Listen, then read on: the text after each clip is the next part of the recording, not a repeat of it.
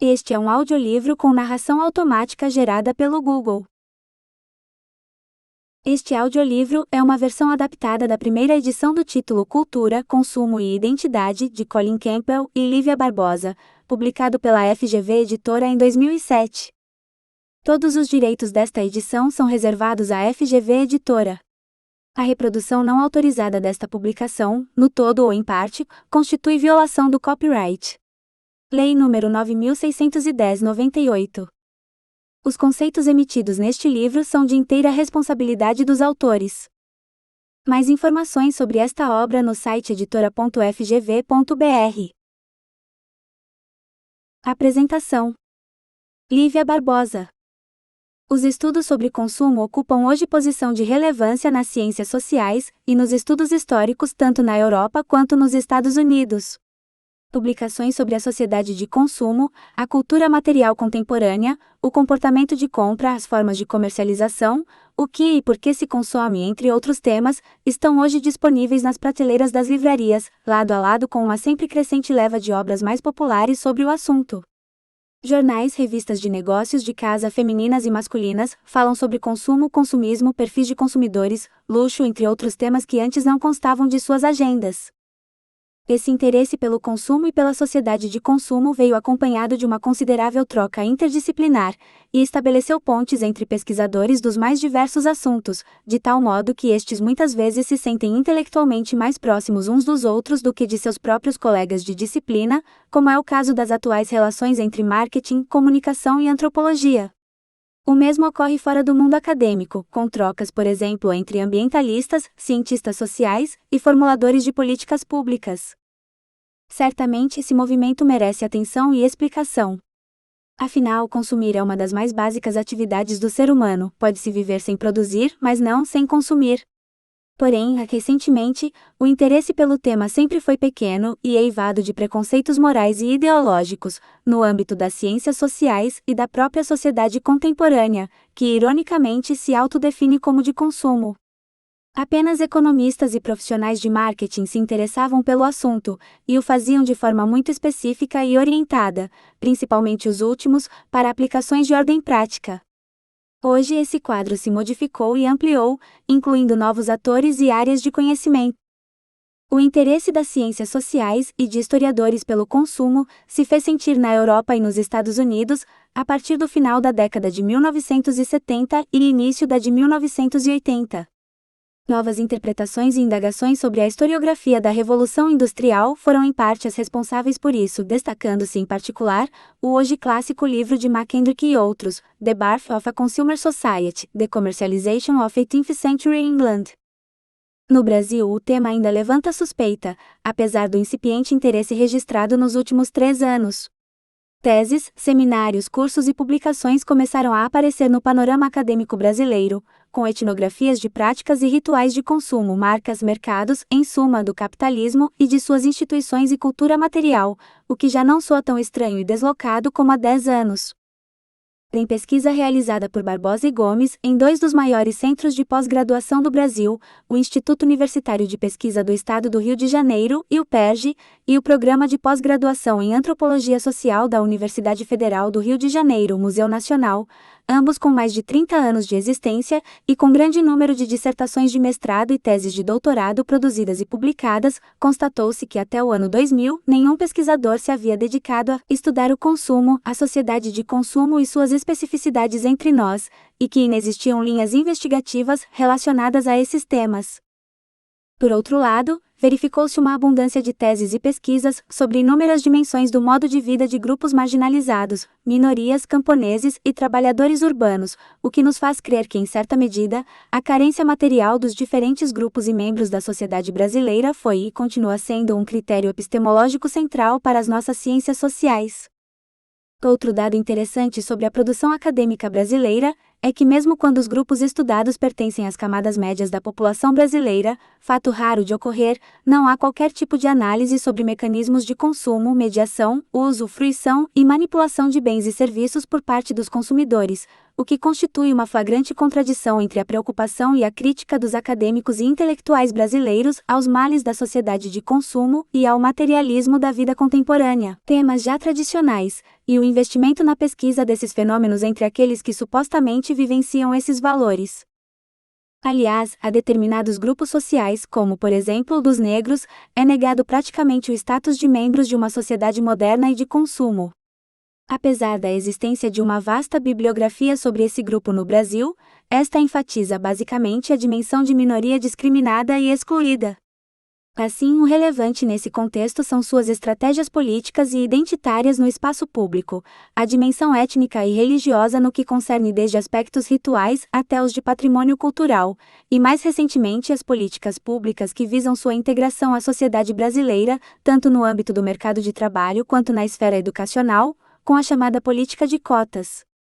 Cabe ressaltar que pesquisas recentes do IBGE, realizadas em 2000, indicam que hoje, mais de 25% da classe média brasileira são compostos de não brancos. Mesmo assim, quase nenhum estudo acadêmico se preocupou em mapear o padrão de consumo desse grupo e em averiguar se e que papel ele desempenha na estratégia de ascensão social e de identidade dessa parcela da sociedade. Ou seja, inúmeras questões relativas à reprodução social do grupo já poderiam ter sido exploradas, considerando-se seu poder econômico e de compra.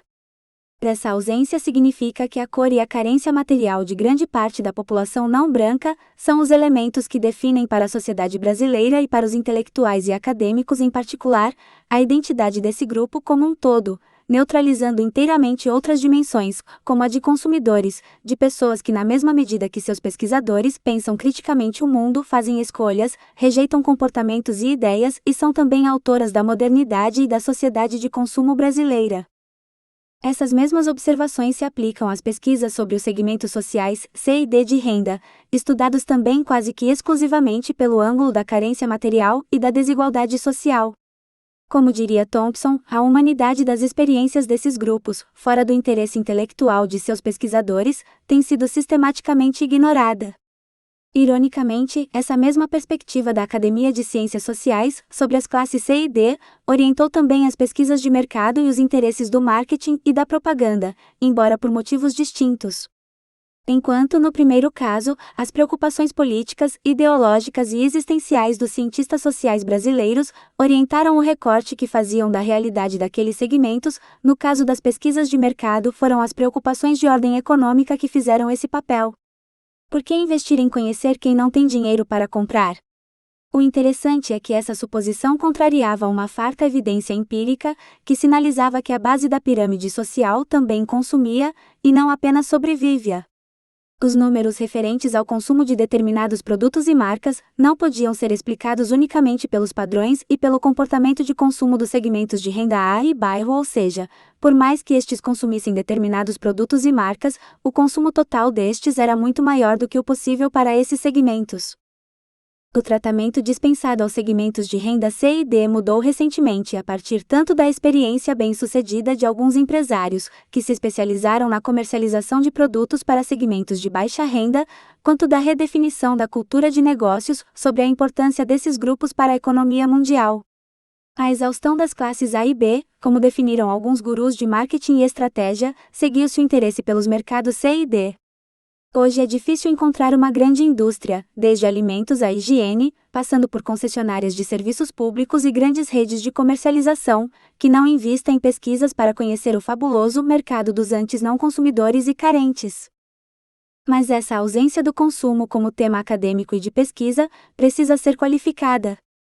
Não se trata apenas da falta de trabalhos, teses, pesquisadores e publicações.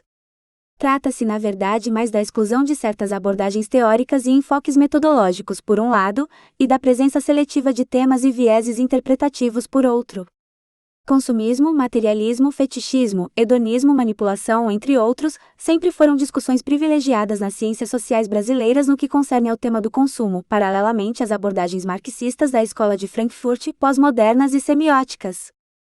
Foi sistematicamente ignorado entre nós um conjunto de temas de pesquisa tão ou mais importantes para a compreensão dos atos de consumo, de seus sujeitos e contextos, como análises históricas baseadas em fontes primárias, pesquisas de campo e etnografia sobre práticas, padrões e rituais de consumo e compra de diferentes grupos sociais, faixas etárias, gêneros, religiões, mecanismos de mediação aos quais se encontra submetida a cultura material e seu papel no mundo contemporâneo, o estudo dos objetos e o que eles nos ensinam sobre a sociedade brasileira, as instituições e a cultura do capitalismo, e como estas afetam as lógicas e os padrões de consumo de diferentes segmentos sociais, faixas etárias, ciclos de vida, entre outros.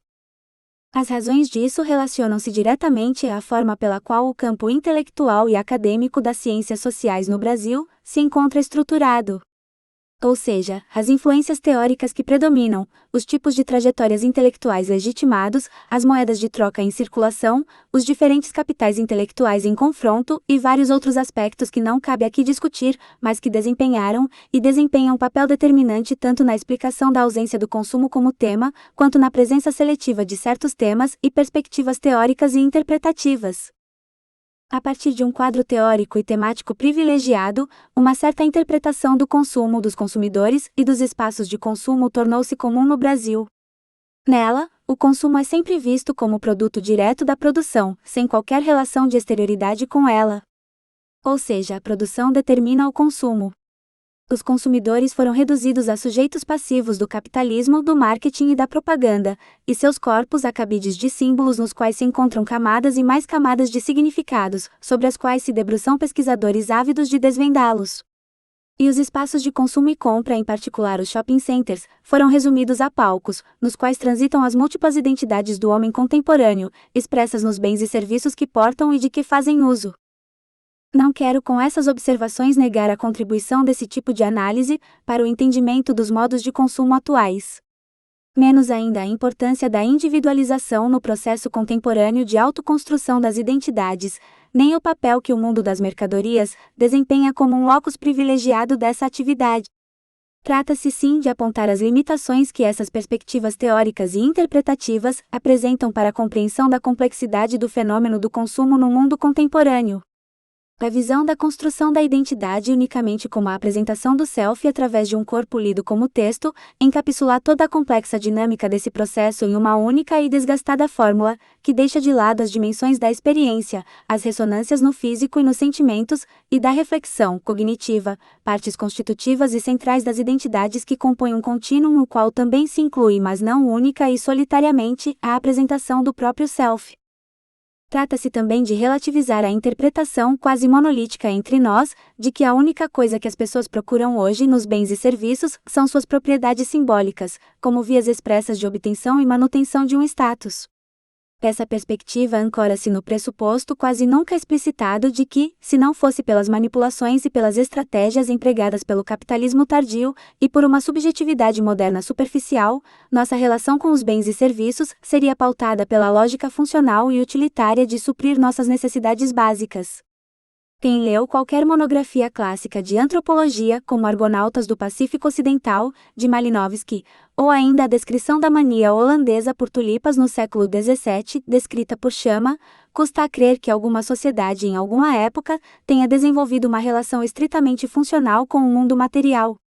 O que é apresentado como uma característica distorcida da cultura de consumo contemporânea, não passa de uma dimensão estrutural e estruturante de toda e qualquer sociedade humana. O que essas pesquisas não exploram é o papel e o significado diferenciado da cultura material no mundo contemporâneo em diferentes contextos e para diferentes grupos de forma comparativa. Por fim, cabe reforçar que apesar da dimensão espetacular, hiperreal e encantada de alguns shoppings e da atividade de compras, não se pode reduzir essa atividade e esses espaços apenas a essa dimensão. Além dos múltiplos processos correntes de desterritorialização e dessubstancialização do consumo, como as compras no ciberespaço ou a venda do acesso e não mais dos produtos, faz-se necessário levar em conta as novas formas de sociabilidade, de comunicação e de relação com a subjetividade e com a cultura material que se desenrolam no seu interior e que são inteiramente ignoradas. Há uma grande diferença entre perceber o espetáculo e o encantamento como partes de certos ambientes e atividades, e reduzir as idas ao shopping e o próprio shopping a uma permanente aventura em um mundo de hiperrealidade, no qual as pessoas e suas respectivas racionalidades e subjetividades se encontram anuladas. A essas bem consolidadas perspectiva teórica e fórmula interpretativa, agrega-se uma postura crítica e ideológica, permeada por um tom acusatório, normativo e moralizante, sobre o consumo e a sociedade de consumo.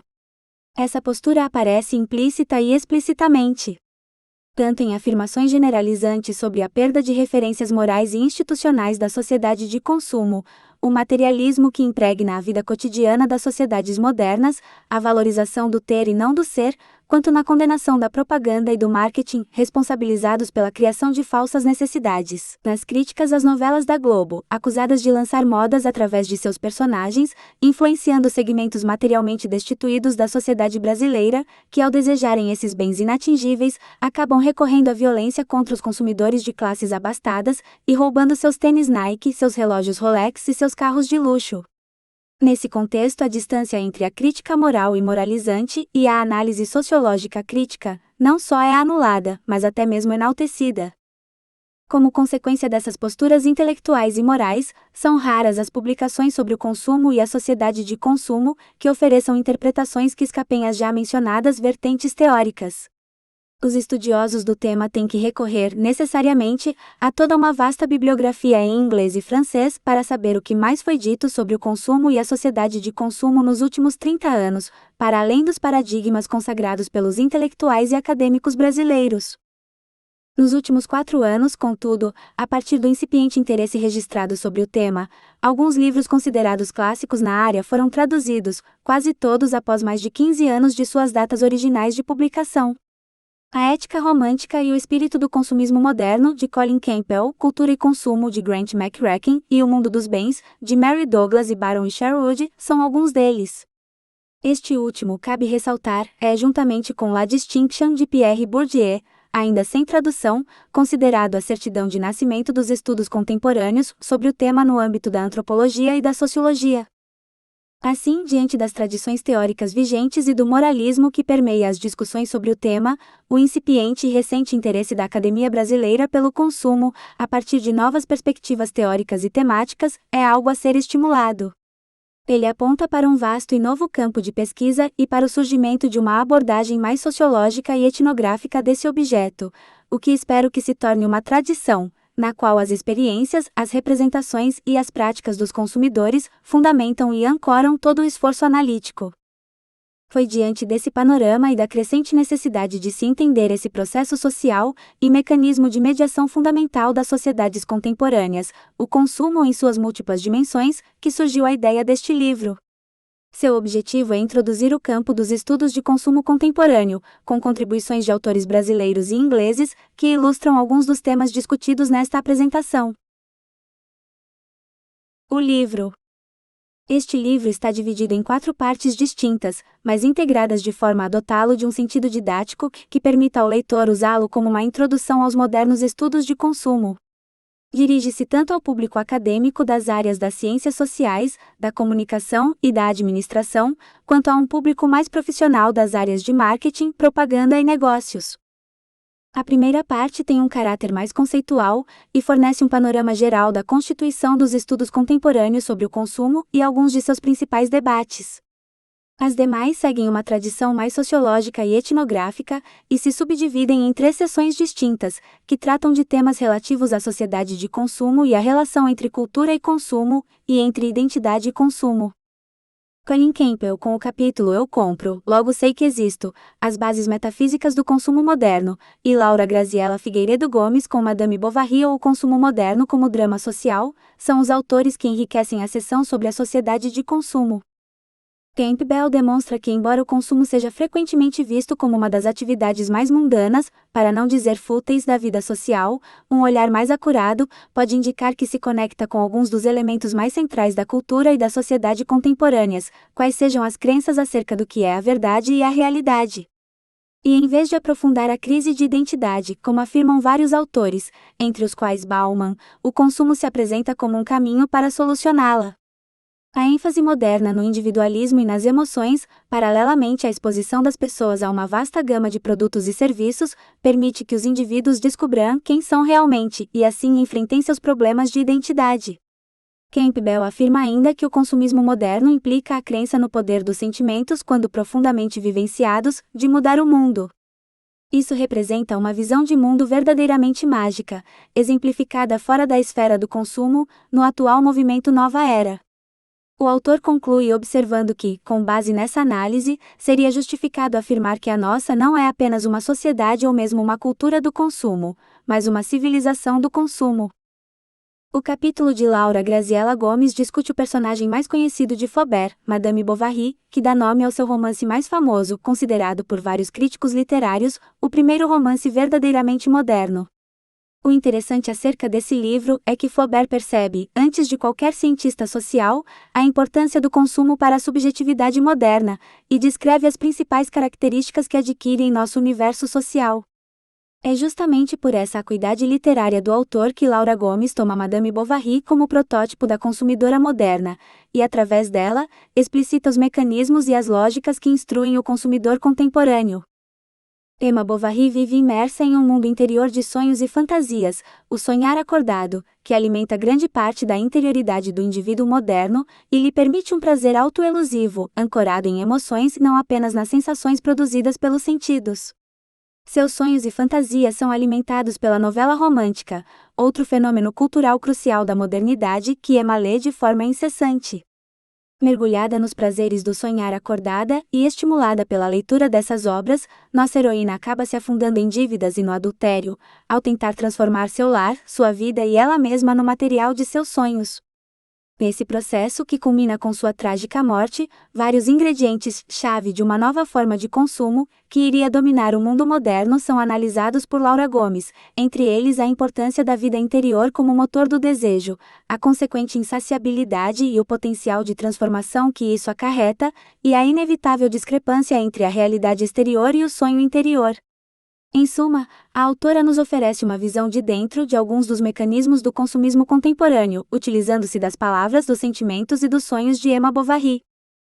A seção sobre cultura e consumo é composta dos capítulos de Tom Fisher e Lívia Barbosa, que enfocam diretamente os esquemas representacionais e classificatórios das sociedades inglesa e brasileira, subjacentes à dimensão material dos objetos, e suas ressonâncias em nossas percepções e relações com o mundo das mercadorias. Do capítulo de Tom Fisher Plásticos, a cultura através das atitudes em relação aos materiais artificiais, sobre o comportamento dos consumidores ingleses diante dos materiais plásticos, é um saudável contrapeso à excessiva concentração de estudos nas propriedades simbólicas dos objetos, estudos que têm predominado no âmbito da antropologia e da sociologia do consumo nos últimos anos. Salientando que as reações das pessoas às mercadorias são determinadas tanto por suas propriedades físicas, quanto por suas associações simbólicas, Fisher emprega o conceito de affordance de James Gibson, para analisar a complexa relação dos consumidores com os objetos. A pesquisa desse autor revela como a ambígua imagem do plástico, relacionada tanto a dimensões progressistas positivas, quanto a artificiais negativas, combina-se com um tipo de conhecimento popular, derivado do contato sensorial com o próprio material para se constituir em uma resposta complexa dos consumidores a esse material. Sua discussão do papel visceral que a noção de nojo desempenha nas reações e percepções das pessoas em relação ao plástico sinaliza para o fato, frequentemente esquecido, de que nossas relações com os bens e serviços são construídas levando-se em conta mais do que o gosto e a distinção social. Na verdade, sua conclusão é que a atividade de consumir é tanto sensorial e emocional quanto intelectual, e que nossas relações com o mundo material deveriam ser apreendidas como um jogo entre aspectos físicos e simbólicos.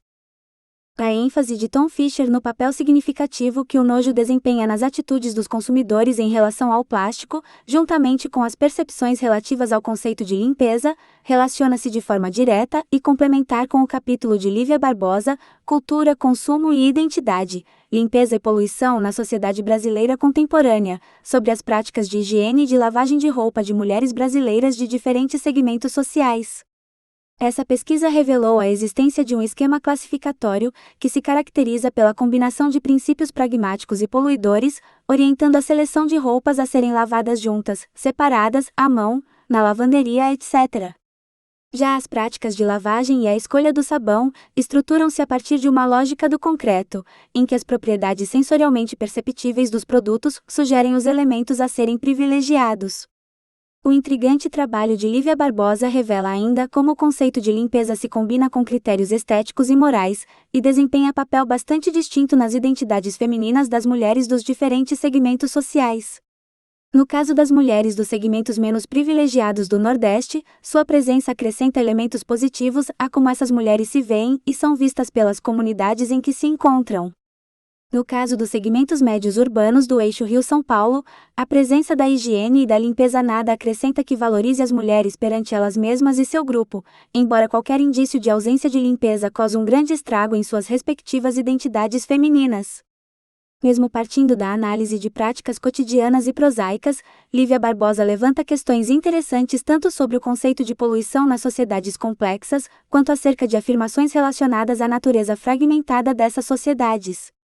Mas talvez o mais interessante para os estudos de consumo seja a relação clara que a autora estabelece entre o sistema classificatório de uma sociedade e suas relações com as práticas de consumo. A quarta e última parte deste livro trata das relações entre consumo e identidade, um dos temas centrais nos estudos contemporâneos sobre o assunto. Nessa parte pode-se perceber o consumo em uma de suas concepções atuais e positivas, ou seja, como construtor de algo e não mais como exaustão e esgotamento como no caso de Emma Bovary. Maria Isabel Mendes de Almeida em Nada Além da Epiderme, a performance romântica da tatuagem, e Paulo Gabriel e Luda Rocha Pinto em Mercados de Devoção, Consumo e Identidades Religiosas nos Santuários de Peregrinação Xiitas na Síria, tratam do tema de forma inovadora. O estudo de Maria Isabel Mendes de Almeida sobre tatuagem é um bom exemplo de como se pode abordar os temas consumo e identidade de modo profícuo. Para a autora, as formas de construção e manipulação da identidade não estão relacionadas à compra e ao uso de mercadorias, mas a como os indivíduos tratam a própria epiderme, transformando-a em oportunidade para afirmações sobre si mesmos. Apesar da dificuldade demonstrada por seus informantes de articularem suas ações, Maria Isabel consegue nos mostrar como a pele serve de meio de comunicação entre o mundo interior e o exterior das pessoas.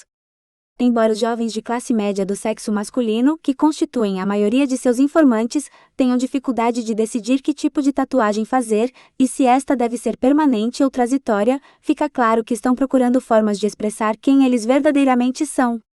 Na verdade, esses jovens procuram literalmente se diferenciar de outras pessoas e trazer à superfície a pessoa interior que julgam ser. Nesse sentido, a pele se torna uma tela virgem, na qual cada indivíduo pode expressar tanto sua sensibilidade estética quanto espiritual, e ao fazê-lo manifestar aquela profunda urgência e primazia do sujeito que constitui uma das características dominantes do consumismo moderno. O capítulo de Paulo Pinto também aborda a questão da identidade, mas partindo de uma pesquisa distinta da anterior. Tomando por base a pesquisa de campo que desenvolveu na Síria, Paulo Pinto trata das relações entre peregrinações, práticas devocionais e consumo de produtos religiosos. O autor mostra as complexas e variadas formas de serventia dos objetos de devoção religiosa, quando transformados em mercadorias. Paulo Pinto indica ainda como as mercadorias religiosas adquiridas nas peregrinações podem funcionar como lembranças turísticas, e subsequentemente, evocar essa experiência na mente do peregrino. Ao mesmo tempo, o autor chama a atenção para como o consumo de ícones religiosos e das mercadorias a eles relacionadas pode ajudar a criar ou consolidar comunidades a partir de grupos separados, geograficamente e diversos dos pontos de vista étnico e nacional. O material etnográfico apresentado torna claro como são simplistas as teorias sobre a submissão do consumidor aos desígnios do produtor. Certos significados atribuídos pelos produtores às mercadorias religiosas podem ser, em muitos casos, inteiramente diferentes daqueles atribuídos pelos consumidores.